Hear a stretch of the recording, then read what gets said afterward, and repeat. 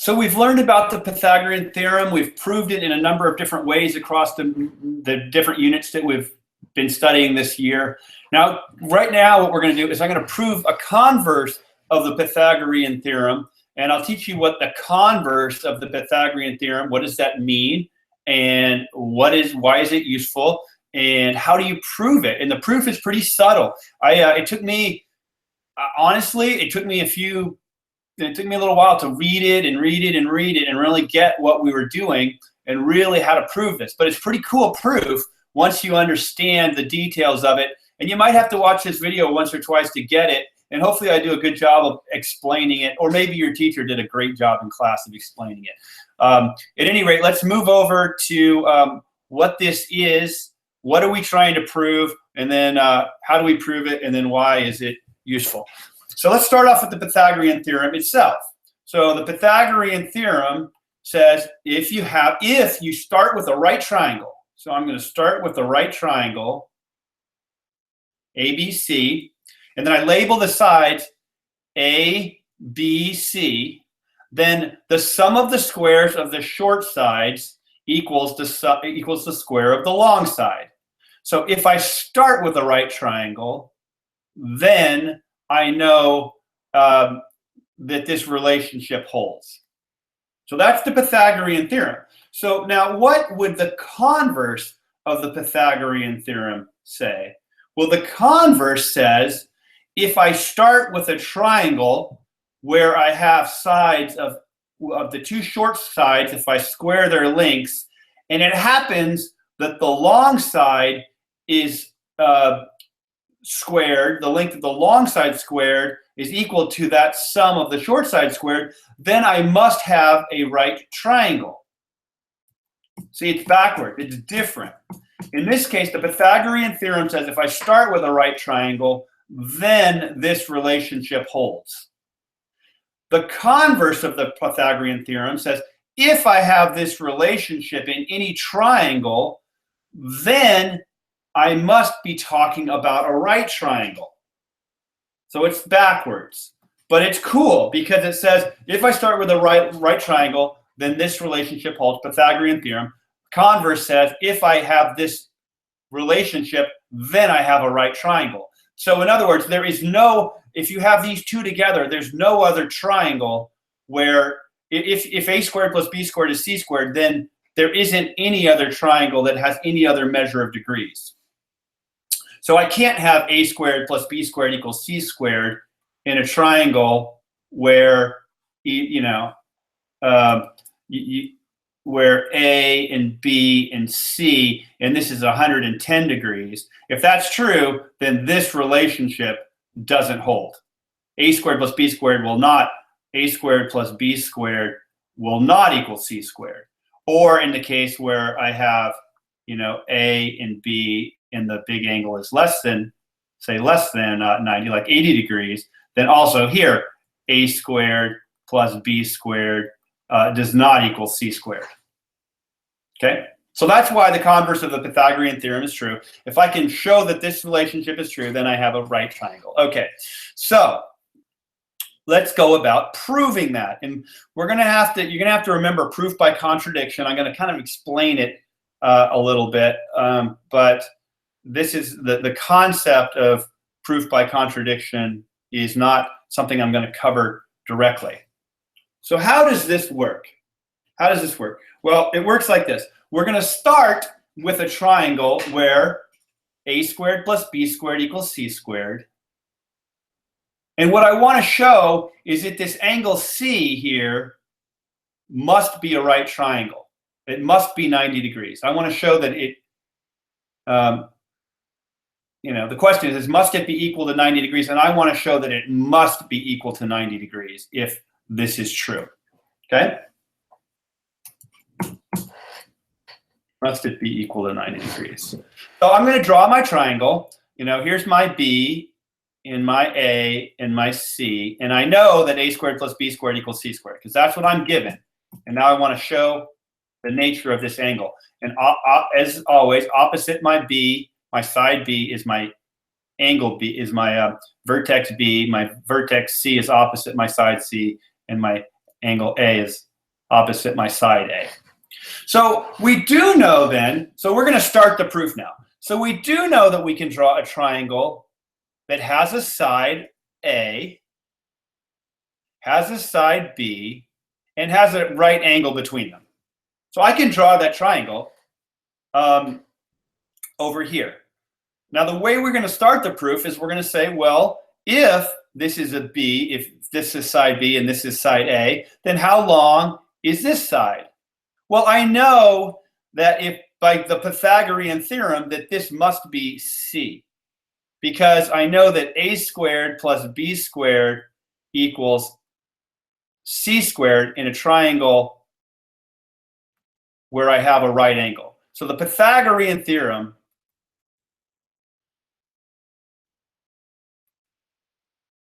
which I can use to prove the converse of it, by the way, because we've already proved the Pythagorean theorem 3 different ways this year.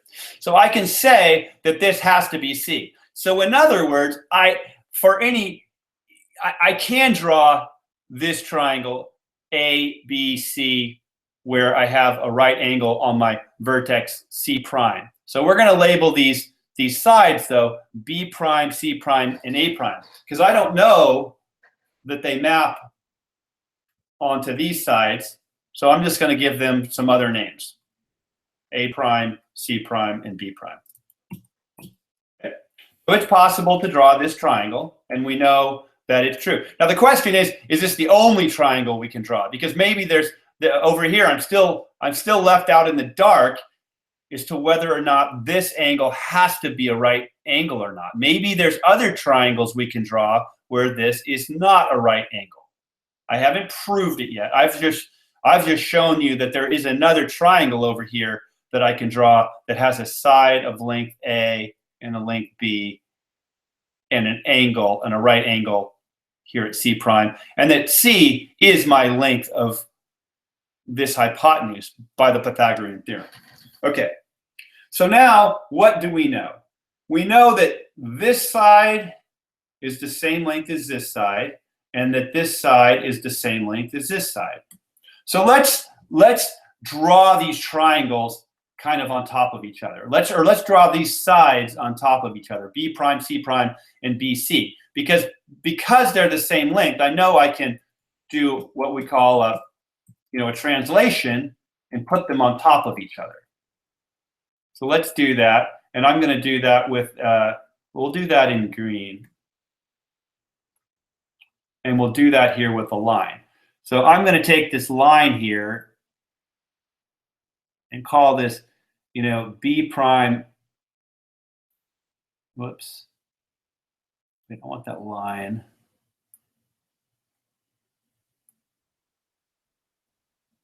I want to move it. Come on, let me move this line.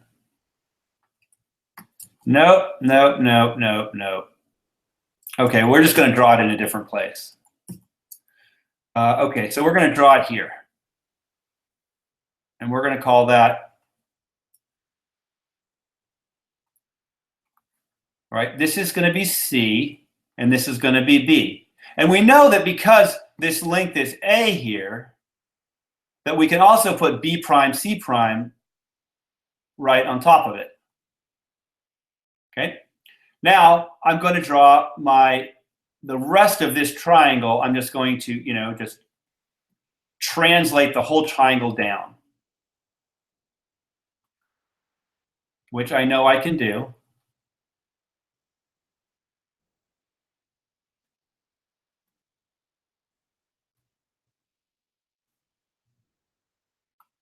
So I've translated A prime, B prime, C prime down to here, and I know that this is a right angle.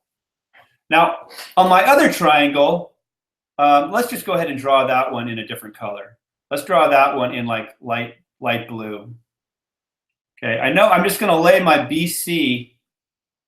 I just translated this line segment, which is length A, just straight down to here, which is legal. Now, but I don't know that this is a right angle. So what we're going to do is we want to prove that it has to be a right angle.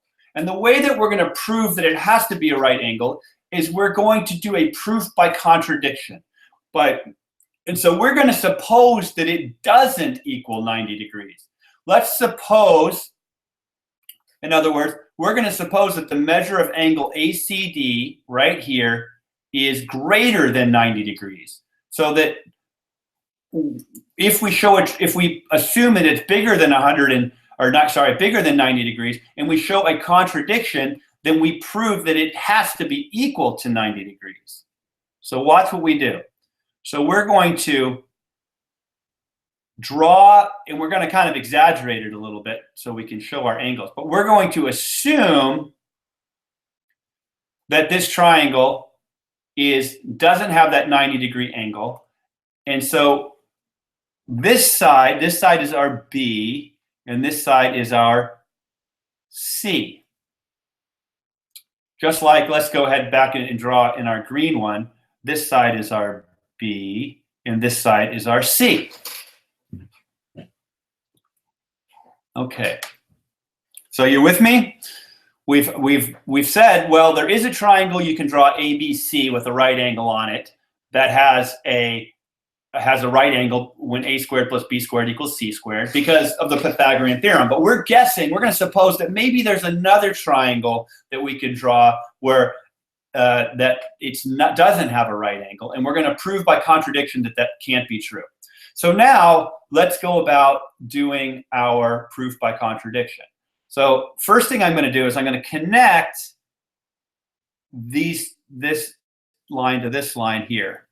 And what I've done is I've drawn this isosceles triangle, right? I have a B and I have a B.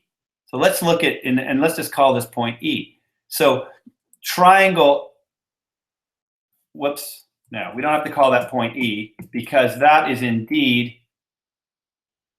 point A, right? In our blue triangle, we have A, C, B.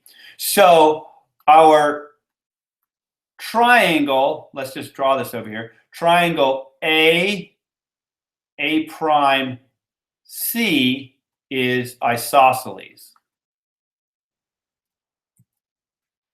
Right, because B and B are the same length, which means that these two angles have to be equal to each other. Now let's draw on these angles. I'm going to draw an angle 1, an angle 2, an angle 3, and an angle 4, right? 1, 2, 3, and 4. So if triangle A prime C is a isosceles triangle, then its base angles, the angles opposite the B's must be the same. So this angle here is angle 1 plus angle 2, and this angle here is angle 3.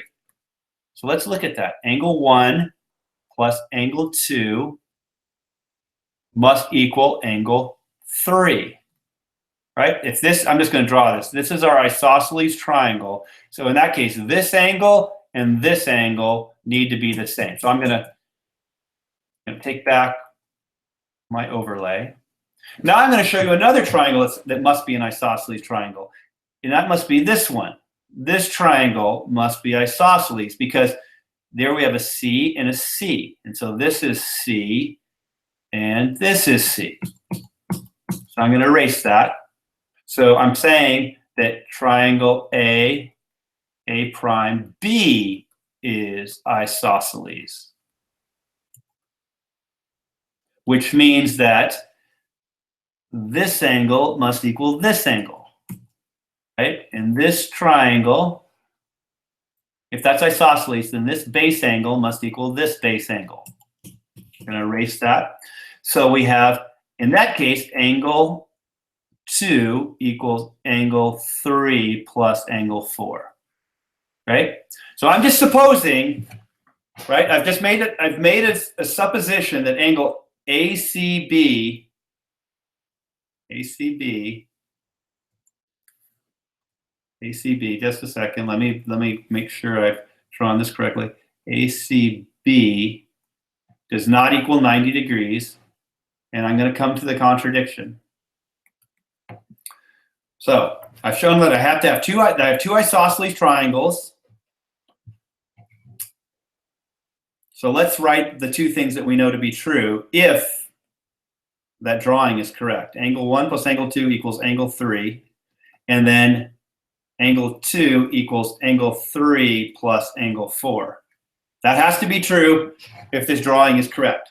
So now let's do a substitution. I'm going to substitute this. If angle 3 is angle 1 plus angle 2, I can take this and just substitute it in for angle 3 right here. Okay? If I do that, then I have angle 2 equals angle 3, which is the same as angle 1 plus angle 2. Angle 1 plus angle 2, then plus angle 4. And that's just by substitution.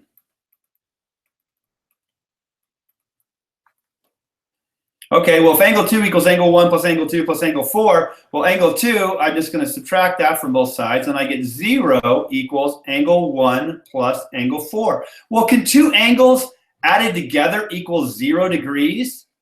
And the answer is no. The answer is no. Two angles added together cannot equals 0 degrees. It must be greater than 0 degrees. So I have shown a contradiction. Contradiction. So that means that measure of angle, I suppose it didn't equal 90 degrees, so that means the measure of angle ACB must equal 90 degrees. So this is a subtle proof. It's not the easiest, it's not, if you don't get it the first time, you may want to watch it a second time or a third time, or ask your teacher about it. I've tried to do my best to make it as simple as possible. But it's, these proof by contradictions are not always super intuitive and take a little bit of watching and watching again to understand. So what is the key learning? The key learning is this. Well, one, the proof itself and the intuition behind it. Your teacher may be one that wants you to be able to explain it on a test. But the idea is if a squared plus b squared equals c squared, then angle C must be a right angle. And, and so triangle ABC is a right triangle. Okay, so let's do this. So this is side. So which are right? So that's the idea. So now we're just going to use the proof that we had to show which of these are right triangles. So here's side A and B. C is the long side. So this would be our angle B and our angle A and our angle C. So the question is angle C a right angle? Well, let's take the two short side and square them and see. This is your homework help, by the way. And see what we get. Well, it's 4 squared plus 7 squared. Does that equal 9 squared? And if it does, then we have a right triangle. Well, 16 plus 49, that equals 65. Does that equal 81? And the answer is no. So this is not a right triangle. Not.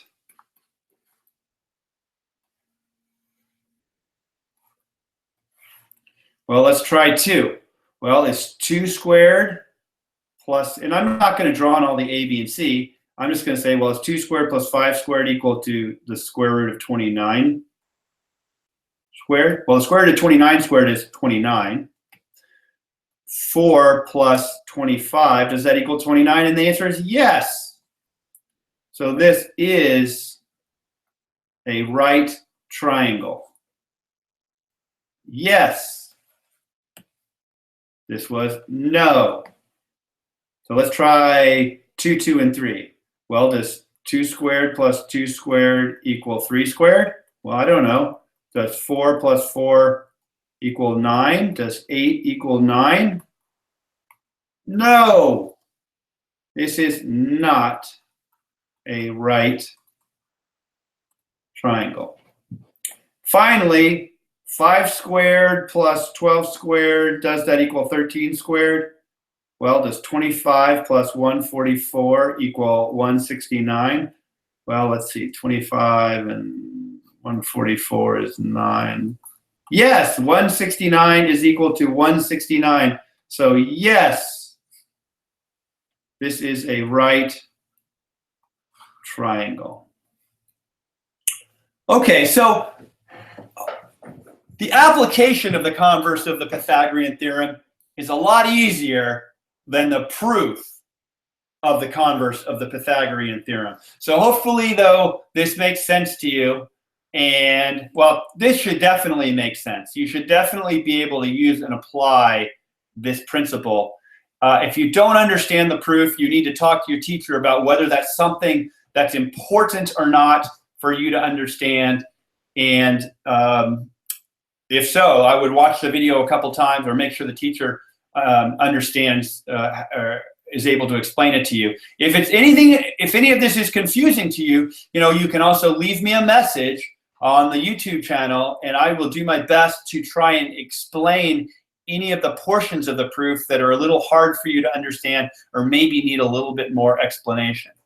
Other than that, we're going to sign off of this video, lesson 16, move on to lesson 17, and the full year is, I assure you, is done at 8M7 lesson 23. That's it for the year, and you will be moving on into algebra after this unit.